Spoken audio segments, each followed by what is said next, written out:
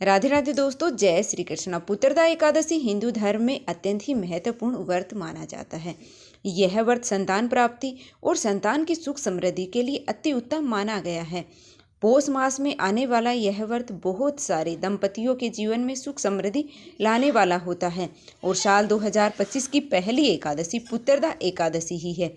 ऐसे इस व्रत को रख करके आप पूरे साल भर के शुभ फल प्राप्त कर सकते हैं। तो चलिए जानते हैं कि जनवरी महीने में पुत्रदा एकादशी का व्रत कब रखा जाएगा, व्रत की विधि क्या है और व्रत का पारण कब किया जाएगा। पुत्रदा एकादशी के ठीक अगले दिन पड़ने वाली द्वादशी को सुजमल कहते हैं। इस दिन भगवान विष्णु के कूर्म यानी कि कुच्छप अवतार की पूजा की जाती है, इसलिए इस बार की यह एकादशी बहुत ही अधिक विशेष रहने वाली है। आप सबको सच्चे मन से इस दिन भगवान का पूजन जरूर से करना चाहिए। इस बार एकादशी तिथि प्रारंभ होगी 9 जनवरी दिन गुरुवार को दोपहर 12:23 से। उससे पहले तक दसवीं तिथि रहेगी। एकादशी तिथि समाप्त होगी 10 जनवरी शुक्रवार को सुबह 10:19 पर। इसलिए इस बार केवल 10 जनवरी शुक्रवार के दिन ही पुत्रदा एकादशी का व्रत रहेगा। सभी वैष्णवजन और ग्रस्तजन मात्र इसी एक दिन उपवास रखेंगे। एक दिन पहले दसवीं तिथि के नियमों का पालन करते हुए तुलसी के पत्र तोड़ लेने चाहिए। द्वादशी तिथि प्रारंभ होगी 10 जनवरी दिन शुक्रवार को सुबह 10:20 पर और द्वादशी तिथि समाप्त होगी 11 जनवरी दिन शनिवार को सुबह 8:21 पर।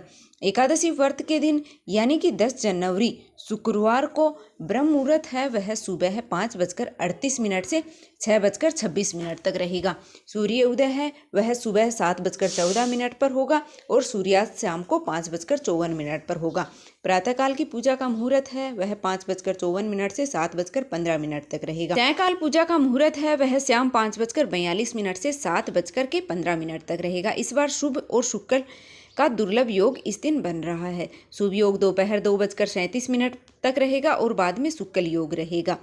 यह दोनों ही योग पूजा करने के लिए और मनोकामना पूर्ति के लिए बहुत ही शुभ योग हैं।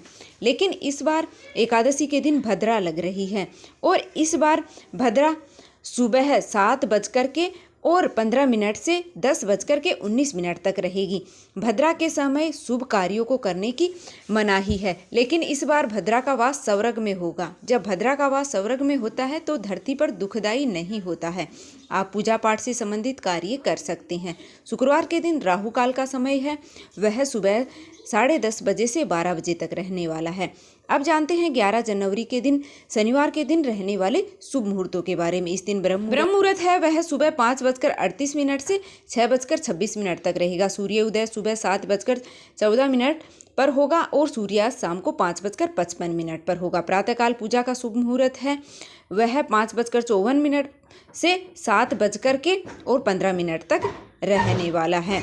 शुक्ल योग है वह सुबह 11:49 तक रहेगा और बाद में ब्रह्म योग प्रारंभ हो जाएगा। यह सभी शुभ मुहूर्त हैं वह सभी सुखों को प्राप्त कराने वाले हैं। राहु काल सुबह 9 बजे से 10:30 बजे तक रहेगा।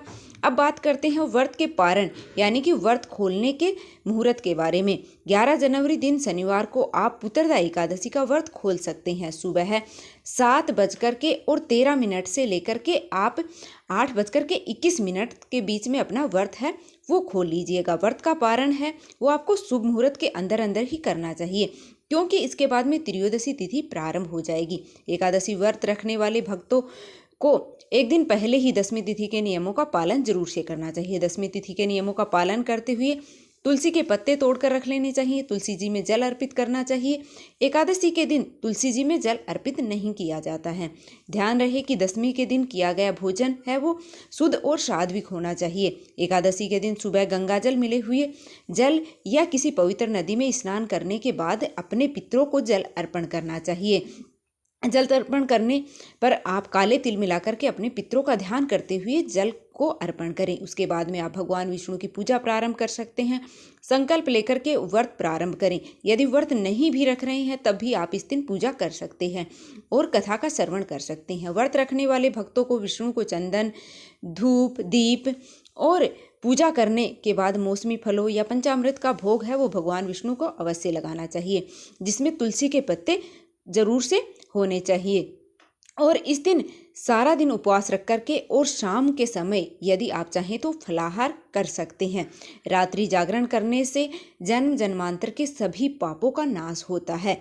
भगवान श्री कृष्ण की विशेष कृपा प्राप्ति होती है। इसके बाद में अगले दिन द्वादशी तिथि में सुबह स्नान करके और अपनी इच्छा के अनुसार दान सामग्री निकाल करके भगवान विष्णु का पूजन करना चाहिए और किसी योग्य या जरूरतमंद को दान दक्षिणा देकर या फिर हो सके तो घर में भोजन कराना चाहिए और फिर भगवान को भोग लगा करके और प्रसाद ग्रहण करना चाहिए और व्रत का पारण करना चाहिए। इस तरह से एकादशी का व्रत है वो पूर्ण होता है। तो उम्मीद है कि आपको यह जानकारी है वो पसंद आई होगी। अगर वीडियो थोड़ी सी भी पसंद आई तो प्लीज़ वीडियो को लाइक कर दीजिएगा और चैनल पर नए हो तो चैनल को सब्सक्राइब करना बिल्कुल भी मत भूलिएगा। मिलते हैं एक और ऐसी ही वीडियो के साथ। भगवान श्री हरि की कृपा आप और आपके परिवार पर सदैव ही बनी रहे।